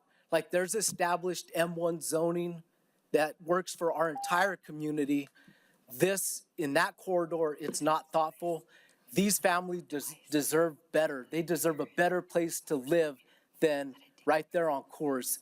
And you obviously haven't been down there or taking your families Sir, I'm for going to a have to walk cut you down off there. there. Your Thank you. time is up. Thank you. Adolfo Vallejos, followed by Linda Vallejos, followed by Sarah Baca. Thank you, Commissioners, Chairman. I want to thank everybody. I hear also there's a lot going on here. But we lived on 1735 Coors Road for a long time, and getting off on that road onto Coors is rough. It's hard. And me and my family, we left. My niece lives there now, and it's still as hard, if not worse. But I know something has to be addressed with Coors Boulevard, and I don't know, this sounds like a good plan. And I just want to thank everybody, and we're for it, me and my sisters. Thank you. Linda Vallejos, followed by Sarah Baca, followed by Rita Yanes. Sarah Baca, followed by Rita Yanes, followed by Armando Hernandez.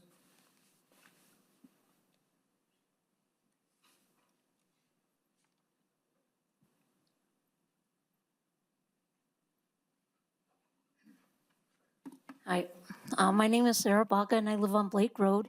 And I guess our concern with my family is that we have a property on Coors and Sage, and we don't want to see the zoning change to commercial property because it'll raise our taxes. That's our main concern. Thank you. Rita Yanez, followed by Armando Hernandez, followed by Marcia Fernandez. Good afternoon, Commissioners. Thank you for the opportunity. I'm Rita Yanez. I live at 3300 Blake Road Southwest. I am very concerned about the impact that this plan is going to have in our community and our little street, as it has been. I agree with Mark wholeheartedly, with Commissioner Baca. And I just have a lot of questions as to, what has brought this about. Like,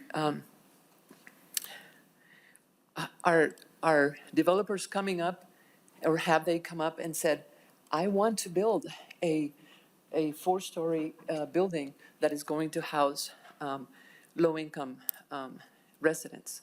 Is this where this is coming from? Are there residents in the area that have said, I am really interested in having another pot store on Coors, so I don't have to drive down to any of the other ones that are so prominent on our city? The traffic is terrible right now on Blake Road. It is hard to cross the street on foot.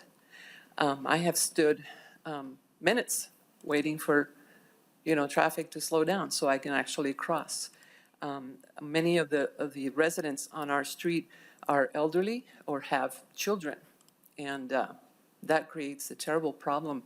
I'm concerned for people that are raising families right now. I foresee that.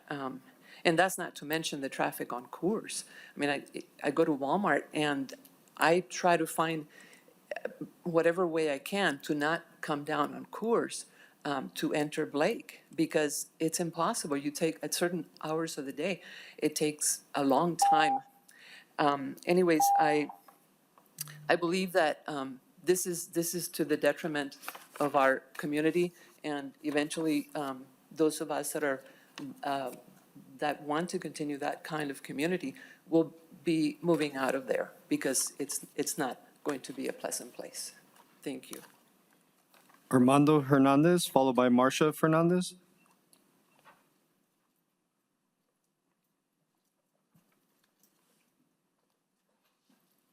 Good afternoon. I want to thank everybody for being here. Commissioner Baca. I am also a member of the community. I live on 3112 Amalia Road, which is only a couple blocks from Coors. I want to express today, thank you for the opportunity to express my support for this South Coors Boulevard development. I currently own a property of 1482 Coors Southwest. This property currently is zone A1. I'm on the north side end, closer to Sage. So if you're familiar with this area, you will see that it's commercial use like all that are in that area. There's schools, there's other commercial places there. This existing property is already well suited for this commercial use, and it blends with the unique character and charm of our neighborhood. By opening a business here on this, if this was to go on under this zoning, I'm confident that it will enhance this area. This development plan holds the promise of creating valuable opportunities for property owners like myself, transform underutilized land into thriving commercial spaces. Additionally, it has the potential to generate employment for the community members, nearby residents, contributing to the economic growth and overall prosperity of our area. While I understand some of the individuals, the concerns some individuals have, and they prefer to maintain this agricultural zoning, I firmly believe that Sage and Coors corridor is better complemented by a commercial development like the limited number of dwelling units along this area makes it an ideal location for businesses that can effectively serve the needs of our community and beyond. With the great respect, I kindly ask you to consider this development in favor of its approval and it will pave the way for meaningful opportunities that will benefit many members of the community and property owners like me. Thank you, everyone. Marcia Fernandez.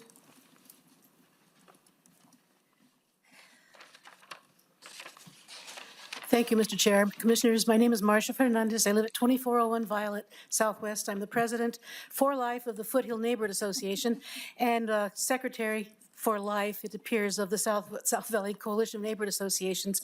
And I had a question before I started my comments. There are 2 agenda items that are being considered today. Are we speaking on one or both? And do you get 2 minutes for each or 2 minutes for both? Normally, it's not a question and answer, but that one is relevant, I think. Julianne, can you? Thank you, Mr. Chair. I would certainly defer to the chair's discretion on allowing for additional public hearing, but I think it's one public hearing per meeting, unlike a ordinance hearing. Sure. So just the Coors sector plan, not the Southwest area plan? No, I would correct that. I believe we are talking about both of them together. You know, as planning staff said at the outset, they're really interrelated, and you kind of can't have one without the other. Then I better read really fast. Okay. We'll make sure we start your time over. So thank you. 2 different things. One is a plan for development, and the other is the Southwest area plan. The Southwest area plan is important to many of us who were there when it was first created. I felt really protective of it, of this document, until it was changed at a BCC meeting some years ago. Some of you may have been there. At the meeting, they changed the Southwest area plan, and what we got for that effort was Las Estancias. Yes, chain restaurants from other parts of the country to give us anywhere USA rather than South Valley, which is what all these good people here have come today to talk about and to advocate for. Yeah, we needed businesses. We all agree. We need lots and lots of things in the South Valley. What we didn't need was chain restaurants. What we didn't need was destruction of farmland. So, okay, that's the Southwest area plan. I'm terrified of changing the plan. My name's on the back of that document. I mean, I've been doing this so long, and I really, really want there to be tremendous amount of consideration given to changing it. Okay, the other thing is, I think probably everybody's already said most of what I have to say, but I wanted to first thank the county for bringing forth the Coors sector plan, because it was like doing a defibrillator to my neighborhood association. My association's been in stasis for a really, really long time. So we needed to have an annual meeting, and I went around into my neighborhood, 75 houses of good people that I've known for, 100 years. And in the agenda teaser that I handed to people to put on there the plan, and that there was some questions about apartments on Coors. I haven't had that many people come to a meeting in like 15 years. So thank you and yay. Now their antenna are up, they're energized, they're wanting to talk, but they had these 3 things to say about the Coors plan. First thing is, and I heard this, oh my God, I heard this. Coors is terrible, dangerous, in bad repair, dark, and one of the best street racing places in the county. Traffic is horrible as it is. How will it? I'll give you an extra minute because you're wearing so many hats representing, a few different Yeah, I have 2 more organizations I didn't even mention. Okay, traffic is horrible as it is. How will high-density housing impact that? And we have no problem with multi-family housing as long as the 2 items above are taken care of first. Coors is not safe. Coors is in bad repair. Coors is a lot of terrible things. It's also the lifeblood of our community. Can design guidelines or will design guidelines be put in place? And I think you answered that question, that there will be. We're really concerned about people us who live there, driving down the street, or people who come to our community, driving down Coors, looking around and saying, oh yeah, this looks just like North Coors. Oh no, this looks like North 4th with all the big box apartments right up next to the sidewalk and ugly. And I know these guys have done a really good job of making sure it does not look like that. But that is the impression that my neighbors, when they sat around my table and hammered their fists and were upset about things, they said, this is not North Coors. This is not North 4th. This is the South Valley, and people need to listen to us. Thank you. Thank you, Mr. Chair. This concludes our public comment. All right. Thank you to all of our public commenters. Really, I learned a lot from all of you and hearing your feedback. So, all right, commissioners, we have 5 minutes remaining in the 2-hour hearing that we had scheduled here. So we don't have a whole lot of time for additional discussion or kind of other dialogue on this. So I think we need to kind of decide where we're headed here, and certainly we can bring in planning staff, but I would defer to Commissioner Frank Baca, of course, because this is in his district and his constituents are the primary ones here. Thank you, Mr. Chair. I enjoy this dialogue. I enjoy hearing from people that agree. I enjoy hearing people that don't agree. It helps to understand and better to hopefully do, the best job possible rather than just, moving it through just because, it's on our agenda. So what I would love to do is have the opportunity to really go over that presentation that was given to us this evening. I've probably heard this presentation at least half a dozen times.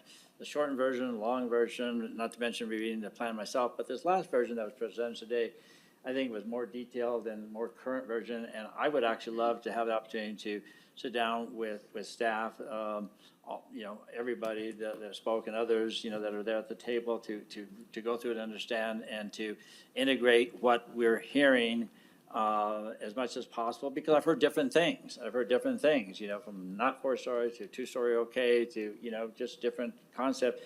The construction area is a good thing, maybe not a good area, a good thing in somebody else's mind. So I would really love to take the opportunity and as a result of that, what we learned today in the last couple of months and with all due respect for the work that's been done and the presentations made today, I would respectfully make a motion to defer this for another period of time so that we would have a time to sit down and talk with that if that would be agreeable to the commission. I'll second the deferral. Commissioners, any questions? I mean, unfortunately, I think regardless of how we feel about this, we're in a point here where we would really be rushing any kind of decision and, thoughtful conversation about where we're at if we do try to complete this in the next 4 minutes.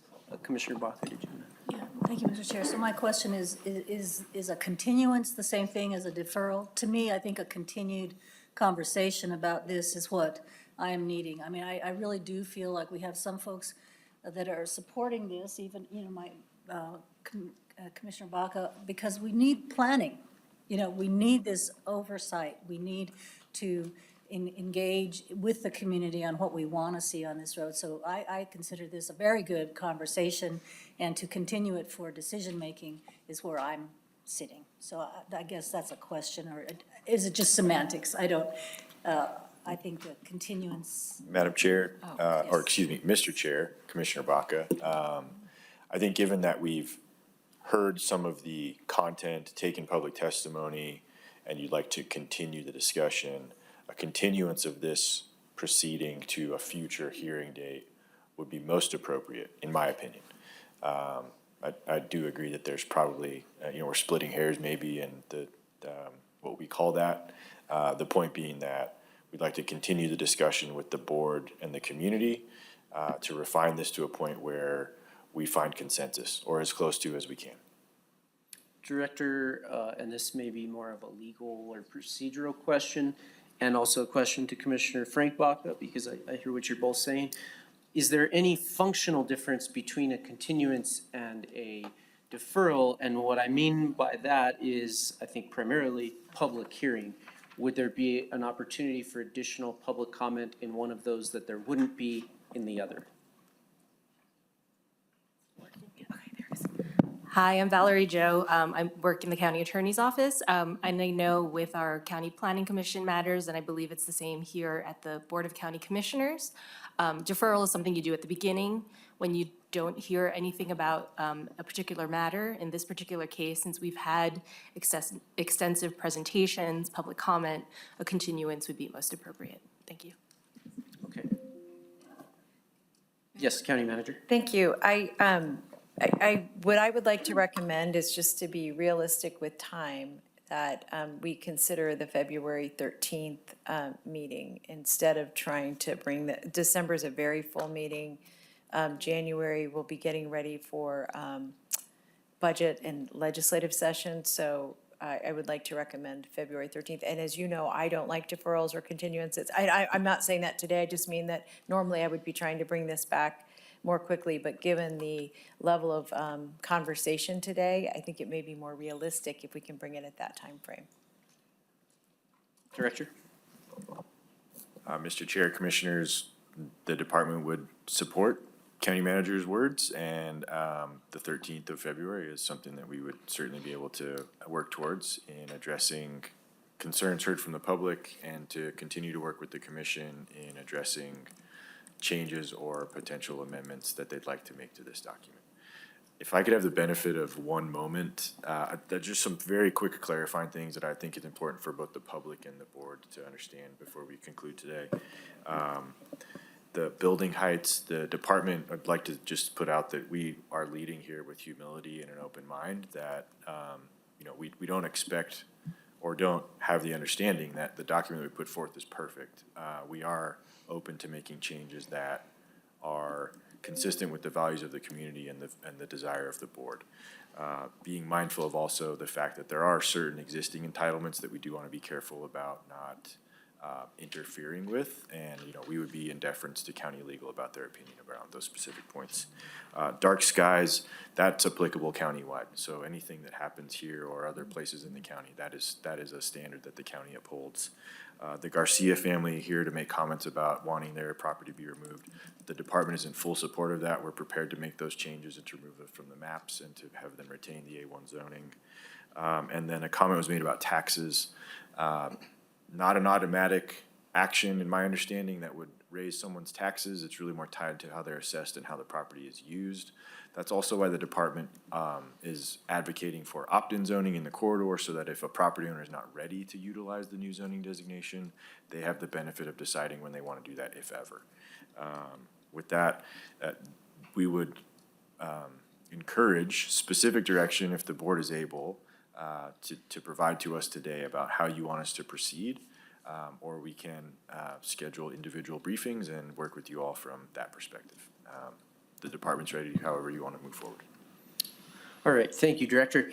So we had a little bit of feedback on the question about a deferral versus a continuance. I wanted to say one thing about the February timeframe. I'm just thinking, this has been on our agenda for quite some time now after it was deferred for very good reason. And now, it's kind of unfortunate timing with holidays and all of that. But also, I want to push back a little and say that is our job to get this stuff done. And, we had a business owner that was here that I feel like is probably looking for some certainty in making decisions. And we have, neighbors that also want some certainty as to what's going on. So, if that's the best we can do, that's the best we can do. We do have a lot of other workshop items and, things that are going on in December. But I just did want to suggest that, this has been around for a while, and I think certainty is a good thing. But I'll yield to Commissioner Baca. Do you want to revise your motion for continuance? Nobody answered, actually, one second. Nobody answered my question about public comment at a continuance versus a deferral. And obviously, I think that's still probably at the prerogative of the commission, but would there be anything preventing that? I just want to make sure that the public has another opportunity.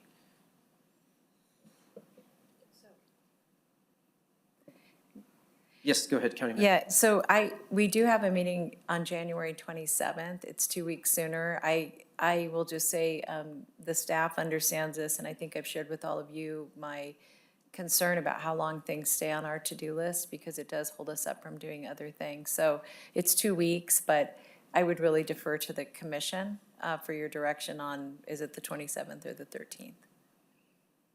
I will bring you chocolate on the 13th, but I will do that anyway. Mr. Chair. All right, thoughts, Commissioners? Commissioner Barbara Baca. My thought on this is that I've heard so much input, and I think that we can get it right. I would support a continuance to the February 13th, not because of the chocolate, but I'll take it. That's my take. Commissioner Baca, you made the motion.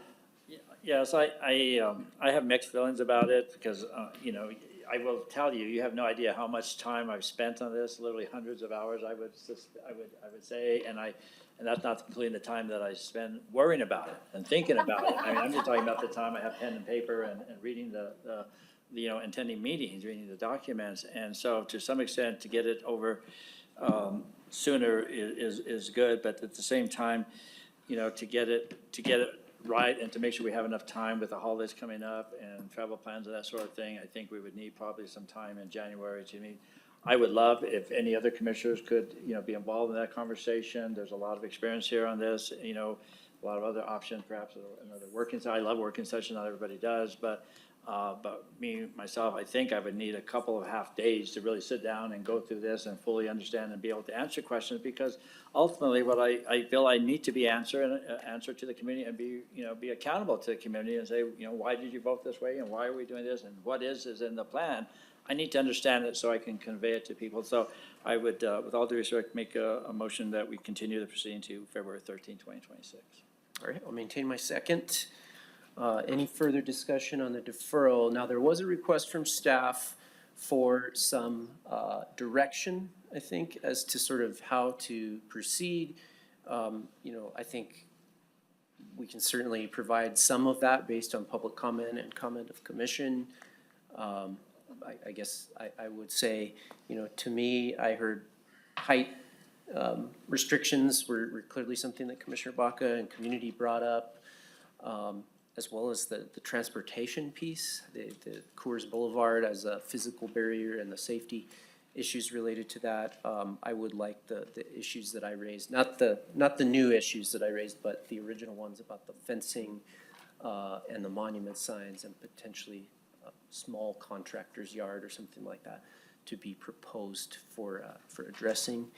And I'll leave that open if there's anyone else with further direction. But I think that was what I heard. All right, County Manager, Director, any further thoughts?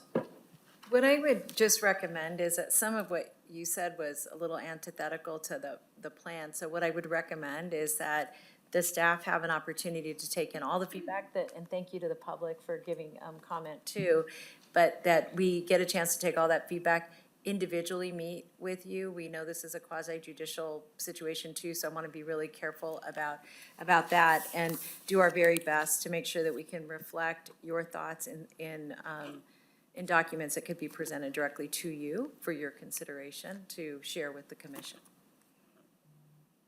Okay, I think that's clear. All right, with that, we'll close the floor if there's nothing further and take a vote on the deferral. Yes, Director. Mr. Chair, just to clear, it's for both requests today. The motion, I would encourage an amendment to that. Would you be willing to clarify your motion, Commissioner Baca, that it's for Yes. both items? Yes, thank A and you B? for that. The note, yes, to clarify, to include both, and I don't have the numbers right in front of me, but both items are on the agenda today to be continued until February 13, 2026. All right, very good. With that, all those in favor signal in the affirmative. Yes? Aye. Any opposed? All right, that passes on a 4-0 vote, so we will see that again February 13th, and a special thanks to all the community members that came out and participated today. Okay, so next up, we have our Board of Finance meeting. Just gonna give everybody kind of 5 minutes to reset here. So we'll come back around 4:15. With that, the meeting is adjourned.